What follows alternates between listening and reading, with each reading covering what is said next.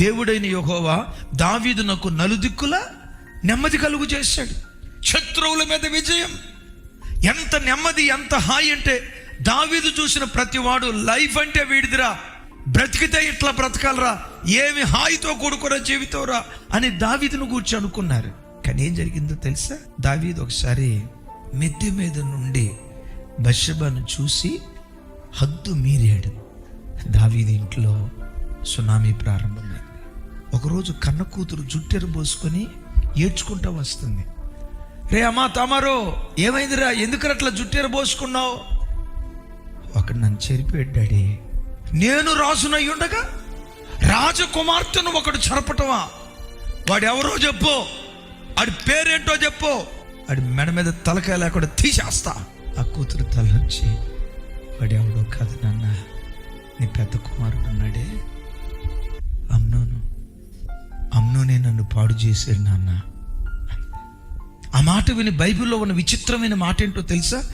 దావీదు మిగుల కోపపడి మౌనం అయిపోయాడు అని రాసింది. ఎందుకు మౌనం అయ్యాడో తెలుసా?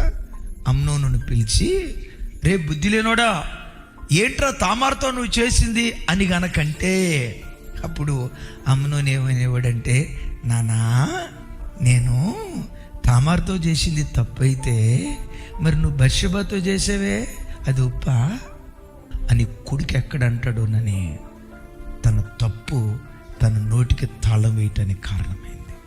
ఒక తల్లిగా నువ్వు తప్పు చేస్తే, తల్లిగా బ్రతకాల్సిన రీతిలో బ్రతకుండా నీవు తప్పటడుగు వేస్తే, రేపెప్పుడైనా నీ కూతురు తప్పు చేసినప్పుడు నువ్వు గద్దించలేని అసమర్థురాలుగా మిగిలిపోతావు.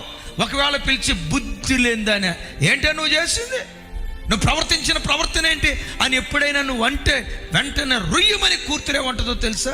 మమ్మీ నేను చేసింది తప్పు అయితే మరి అక్కడ నువ్వు చేసింది ఏంటి మమ్మీ, అది ఒప్పా అని బిడ్డ ఎక్కడంటుందోనని నీ నోటికి నువ్వు తాళం వేసుకుంటావు. అందుకనే అమ్మా, నీ పిల్లలకు నువ్వు కోట్ల రూపాయల ఆస్తి సంపాదించి పెట్టకపోయినా పర్వాలా, ఒక మాదిరికరమైన తల్లిగా దేవుని కొరకు నువ్వు బ్రతుకో.